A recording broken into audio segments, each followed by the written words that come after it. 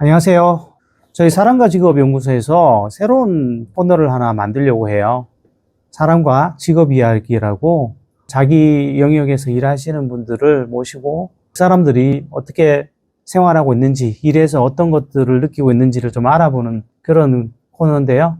우선 그 첫 번째 시간으로 연극 배우이자 생계형 자영업자인 이병철 배우를 모시고 이렇게 프로그램을 진행하게 됐습니다. 간단하게 자기소개 잠깐만 해보시죠. 네, 안녕하세요. 배우 이병철이라고 합니다.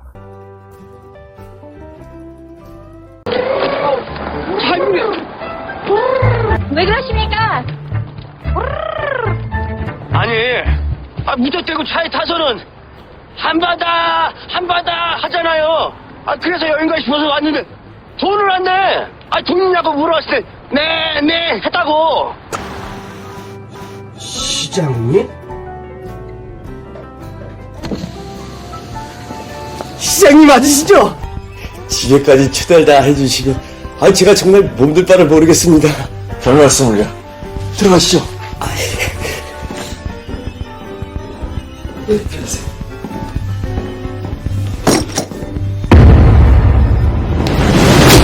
늘 그런 것들이 좀 궁금했어요. 되게 쉽지 않은 길을 가고 있는 건데 우리 시대에 배우로 산다는 게 정말 쉽지 않잖아요.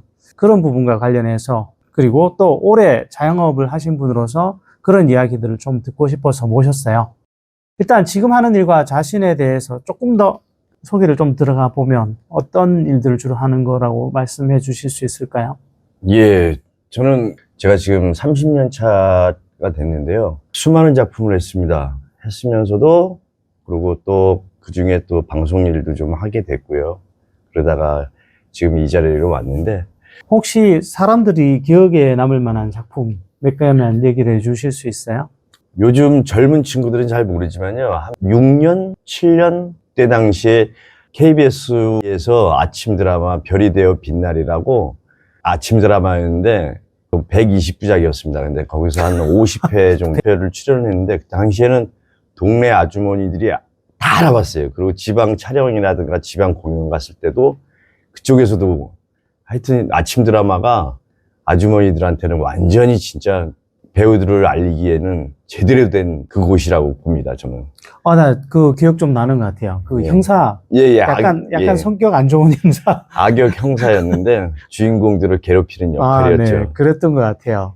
그리고 뭐, 일상에서 TV를 보고 있자면 되게 유명한 작품들, 이상한 변호사 우영우나 응답하라 1994 같은 것에도 좀 나와서, 물론 이제 짧게 나오는데, 제가 스스로 보고도, 누구다 이래서 깜짝깜짝 놀라기도 했었어요. 사실은 본업은 조금 더 연극 쪽에 좀 맞춰져 있긴 합니다만은 그럼에도 불구하고 자세히 보면 숨은 그림 찾기처럼 유명한 작품들이 많이 나온 배우이기도 합니다.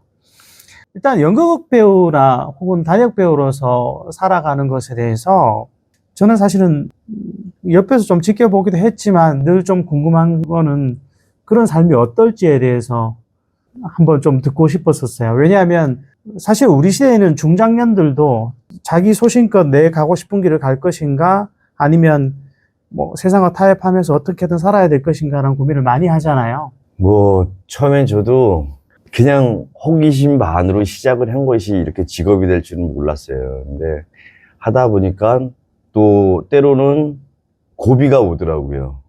한 10년 주기식으로 저한테도 한 3번의 한 고비가 있었는데 일단 수입 면에서도 그렇고 그 다음에 이제 가정이 생기면서 가족이 생기다 보니까 여기서 내가 어떻게 이거를 해야 되나 너무 이기적인 거 아닌가라는 생각도 많이 들었고 그것도 넘어가니까 주변에서는 또 이 정도까지 너가 이렇게 왔는데 포기하는 건 너무 아깝다. 그래서 또 다시 한번 또 시작하게 됐고 하여튼 우여곡절이 하다 보면 많은데요. 뭐 진행하시죠. 예전에 배우 수입 얘기가 나와서 얘기인데 거의 한 7, 8년, 10년 그 전쯤일 거예요. 그때 이제 제가 이병철 배우랑 블로그에서 인터뷰를 했던 적이 있는데 월 수입을 잘 모르겠다 그래서 100만 원만 하자 이러면서 그렇게 블로그에 기록을 했는데 나중에 전화 왔더라고요. 너무 높게 잡은 것 같다고. 그만큼 좀 어려운 것이 뭐 잘하시고 계시겠지만 배우들의 생활이기도 한데요. 심지어 또 주 활동 영역이 사실은 서울은 아니잖아요. 근데 제가 묻고 싶었던 건 그거예요. 우리나라는 보통 어쨌든 서울 쪽에서 활동하는 사람들에게 우선적으로 기회가 가는 경우가 많잖아요.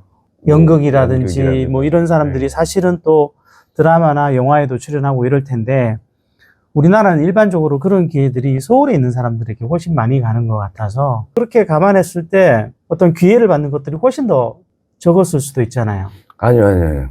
대부분 그래서 이제 대학로 라인 데가 있는데 부산이든 제주도에서 하여튼 다들 연극을 하겠다고 다들 올라와요. 우리는 들락날락 그래요. 대학로를. 저도 그저께도 갔다 오고 그래서 거기서 술자리에서도 작품을 통해서 커피 한 잔을 마시면서든 뭐 정보를 많이 받죠. 근데 지금 제가 소개는 연극 배우 좀 고달프지 않냐라는 뉘앙스가 좀 깔리는 것처럼 얘기를 했지만 그나마 그 중에서도 결혼하고 자기 가게를 갖고 있고 이런 것들이 전혀 쉬운 케이스는 아닌 것으로 알고 있는데 어떤가요? 네, 연극 배우 중에서는 제가 부르주아로 통하고 있습니다. 네. 뭐 집도 있고 차도 있고 아, 네. 방송도 하고 연극도 하고 연극 제작도 해서 말아먹기도 하고 뭐 그렇게 생활을 하고 있는데 그래서 커피를 마시던 술을 마시던 그런 자리에 가서 대학로 가서 정보를 얻고 이제 저 같은 경우에는 그런 프로필을 돌린다고 그러거든요. 그거를. 그래서 제작사라든가 영화사 하여튼 방송사 프로필을 만들어서 정말 39살 때 40살 되기 전에 해야겠다. 지금 제가 50이 넘은 상태지만 당시에 부지런히 발품 팔았습니다. 막 진짜 갔는데 또 가고 갔는데 또 가고 막 이렇게 하다 보니까 한 번씩 전화가 오더라고요. 그냥 작은 역할이든 그러다 보니까 기회가 또 돼서 또 반고 정도 맡게 되고 아까 말했던 120부작에 50회 정도 동네 아주머니들이 다 알 정도의 역할도 맡아봤고 지금은 근데 코로나 이후로 전체적으로 배우들이 일이 좀 많이 줄은 상태입니다.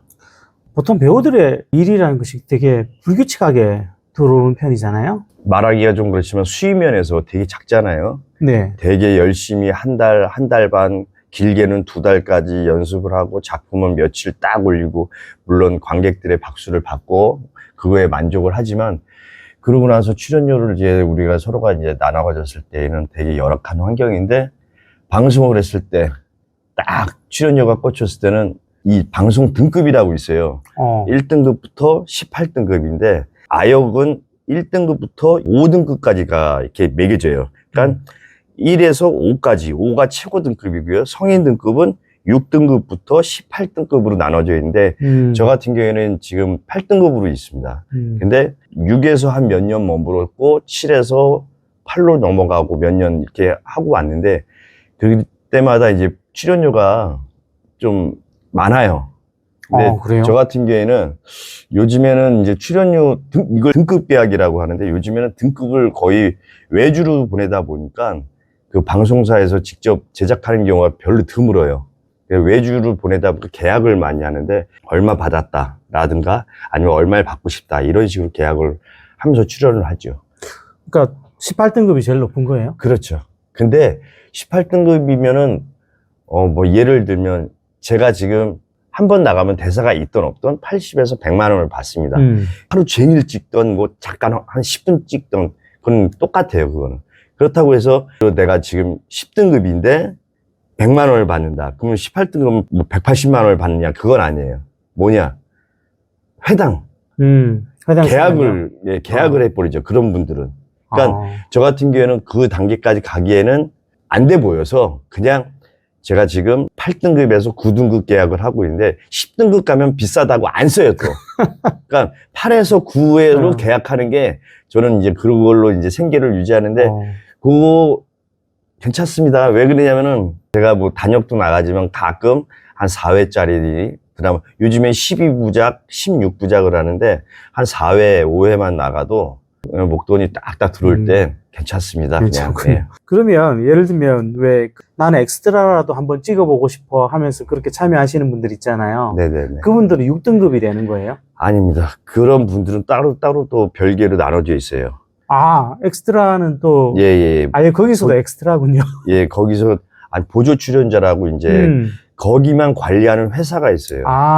그래서 그 사람들은 아르바이트 형식으로 시급으로 정해지고 있습니다. 예전에는 하루 얼마라고 했었는데 저도 개인적으로 물어봤어요. 그분들 이제 뭐 사극을 가든 뭐 현대물을 찍으러 갈 때 마주치는 얼굴들이 있을 때 물어봤어요.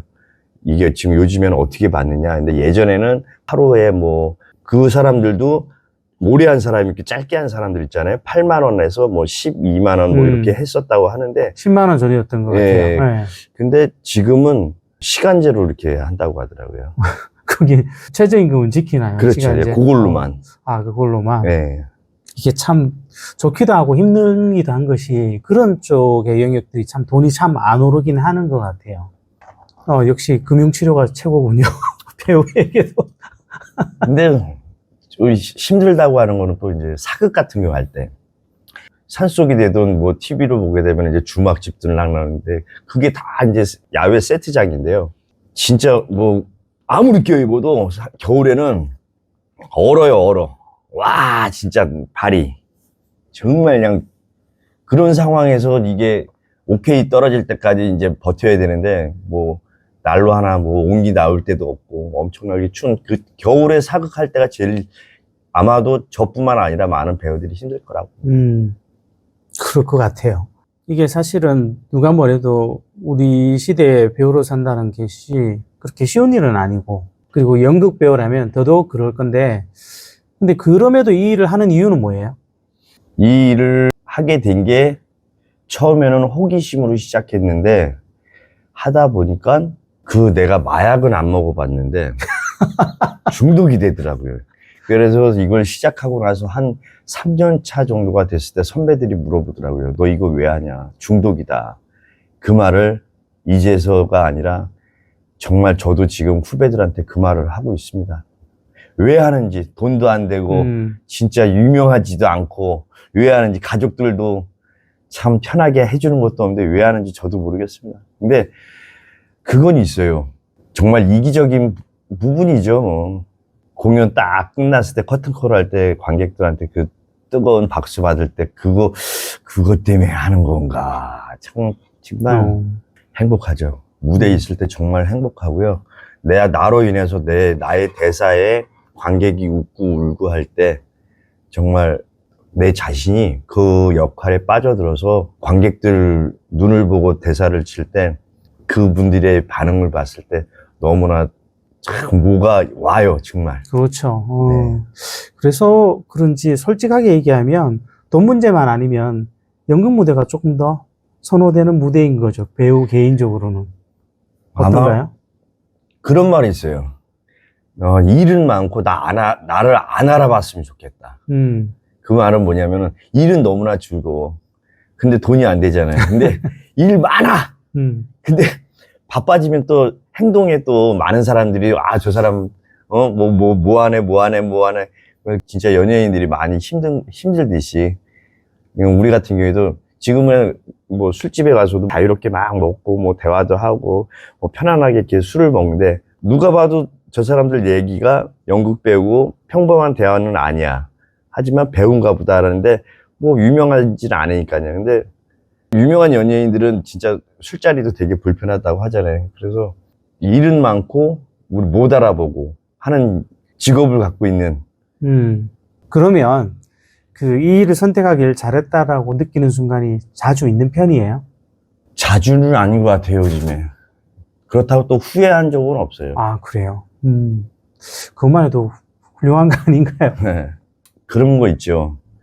이제 나이가 적은 나이가 아닌데 친구들 모임에 갔을 때 친구들은 거의 다 뭐 차장급 아니면 자영업을 좀 럭셔리 있게 뭐 하는 친구들이 있고 안정적인 좀 직업들을 갖고 있는 반면에 거기에 또 대화를 나눴을 때 우리는 이쪽 대본만 보고 이쪽에서만 좀 많은 대화를 하는 편인데 요즘 세상 돌아가는 거에 대해서 많이 좀 떨어진다고 할까?